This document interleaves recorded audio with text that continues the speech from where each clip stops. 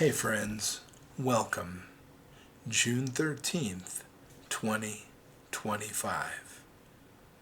This is the story no one is telling. What if I told you that Jesus showed up today? Not in a church, not in a vision, not on a billboard, but right in the middle of an ICE raid in a Los Angeles neighborhood full of fear, full of helicopters, full of headlines.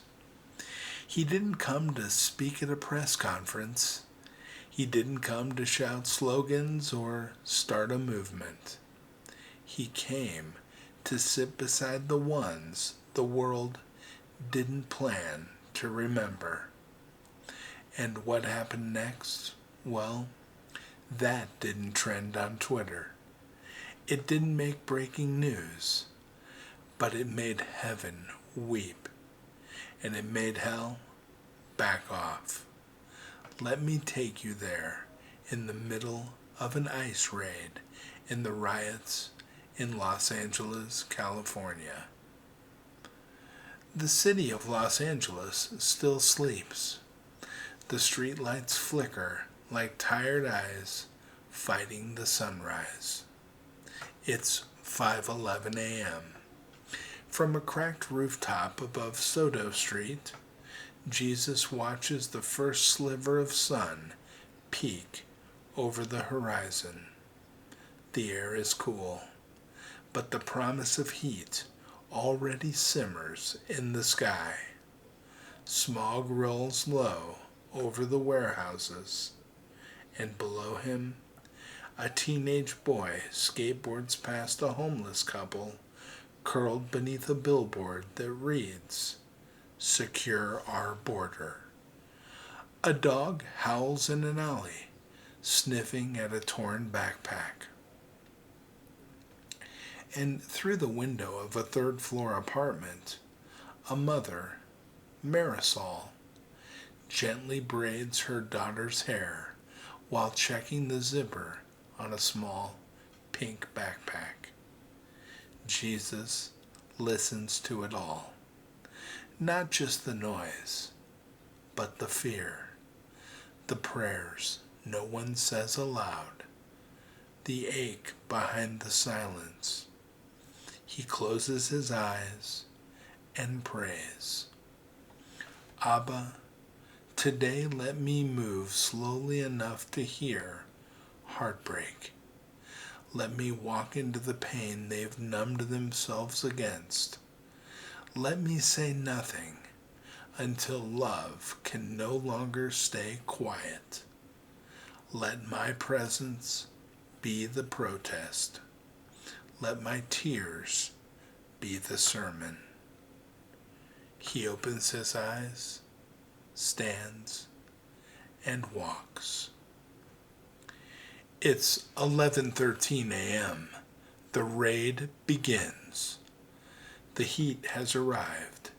You can smell it rising from the concrete.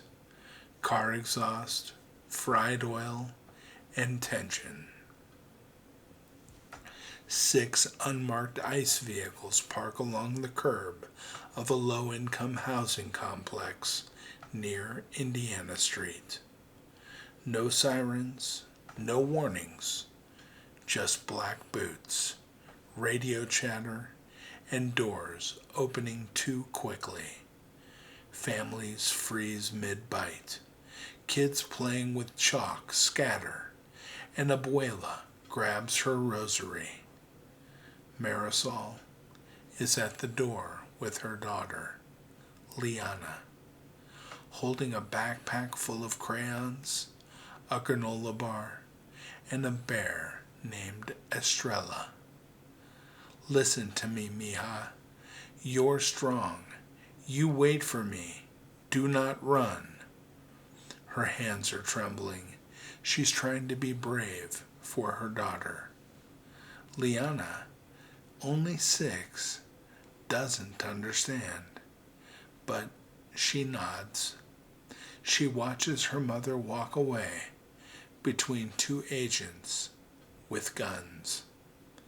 And then she's alone. So she sits on the curb. Her legs are too short to bend comfortably. The concrete is hot. Her face is blank. Estrella, the bear, sits on her lap. One eye is missing. Her fingers trace its seam like she's trying to stitch herself back together. The street forgets her, but someone doesn't. He walks in quietly.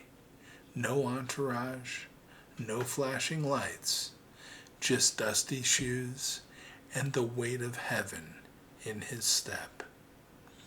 Jesus walks past the protester, yelling into a megaphone, past the ICE agent who bites his lip and glances at the ground, past the teenager live streaming on TikTok.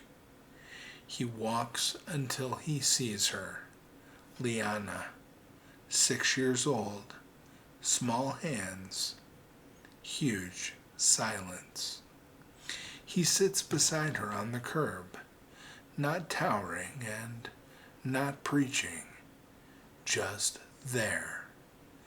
"That's Estrella?" he asks gently. She looks at him. Her eyes are dry, but not for lack of tears, just for having cried too many.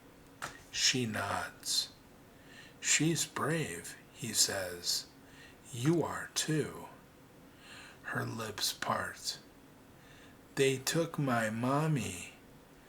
"I know," he whispers. "That's why I came." The ice bus hisses when the doors open. It smells like cold plastic and despair. Inside, benches, restraints, a clipboard, and policies printed on laminated cards. Outside, families divided, fear disguised as order. Jesus approaches. 2 officers stop him. "Sir, you can't board this bus. It's a secure vehicle." Jesus doesn't resist. He simply looks at them with eyes deep like water. "You don't need to secure it. I already claimed it." The older agent blinks. The younger looks away, and without fully knowing why, they let him on. Inside the bus, the air is too cold, artificial, the kind of cold that forgets there are babies on board. There are 18 people inside. A father who smells like kitchen grease and stale tortillas, gripping a worn photo of his son. A grandmother humming a hymn. A boy with a nosebleed. And a teen with tattoos and fire in his eyes. Jesus walks down the aisle slowly, reverently, like this is holy ground. He stops beside Miguel, the father with the photo. Miguel doesn't speak, so Jesus does. "Samuel still wears the blue cape you bought him. He says, 'Papa makes the best eggs.'" Miguel crumbles, not in shame, but in release. He weeps into his shoulder like a child. A few seats back, Rafi, 17, sits with his hood up. He sees Jesus and instantly rolls his eyes. "I know your type," he says. "You think showing up changes everything." Jesus nods. "Sometimes it changes the person beside you." Rafi scoffs. then mutters, "No one's ever stayed." Jesus replies, "I will." A full minute passes, then two, and Rafi cries for the first time since he was 11. In the back, Donna Pilar is praying. Jesus kneels and takes her hands. Her lip quivers, her fingers tighten around his, and they pray together. In the front cabin, Agent Daniels watches the security feed. He's been in law enforcement 22 years, decorated, proud, but now his chest aches. What is he doing? He asks aloud. Rodriguez, beside him, doesn't answer. He's weeping silently. "He's not doing anything," Rodriguez finally says. "He's just with them."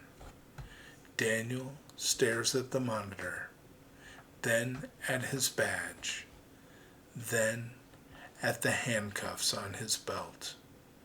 He pulls the keys off, walks to the bus, and opens the door. Jesus is about to exit when Liana runs up to him. She holds out a crumbled drawing.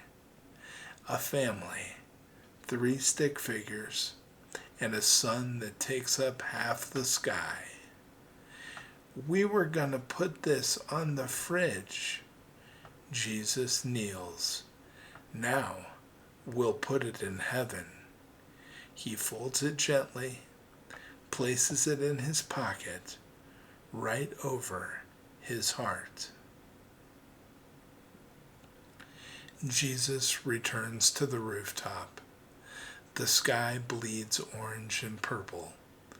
The city is noisy again, but quieter inside. He folds the drawing, holds it with both hands up to heaven, and prays, "Father, thank you for letting me ride today, not to fix the system, but to remind them they are not forgotten. Let this drawing hang in heaven. Let the bus become a sanctuary, and let them know I still go where love is needed most." He closes his eyes. The last light fades. So this is Jesus, not leading a rally, not making headlines, but riding a bus filled with fear, kneeling on a curb beside a trembling little girl, sitting in the cold because nobody else wanted to. No cameras, no miracles, just mercy. Come back tomorrow because he's still walking, and maybe next time he'll sit beside you. Amen. Before you leave, I'd like to say a prayer for anything and everything you might be holding in your heart today. Are you ready? I'll lead. Our Father, who art in heaven, hallowed be thy name. Thy kingdom come, thy will be done, on earth as it is in heaven. Give us this day our daily bread, and forgive us our trespasses, as we forgive those who trespass against us. And lead us not into temptation, but deliver us from evil. For thine is the kingdom, the power, and the glory, forever and ever. Amen. Amen. Well, while you're thinking about it, if you enjoyed this content, please subscribe to the channel. We would love to have you be a permanent part of our family. So while you're thinking about it, click the subscribe button. Also, don't forget, hug your family. They love you. And I'll be back tomorrow, friends, I promise. God bless you.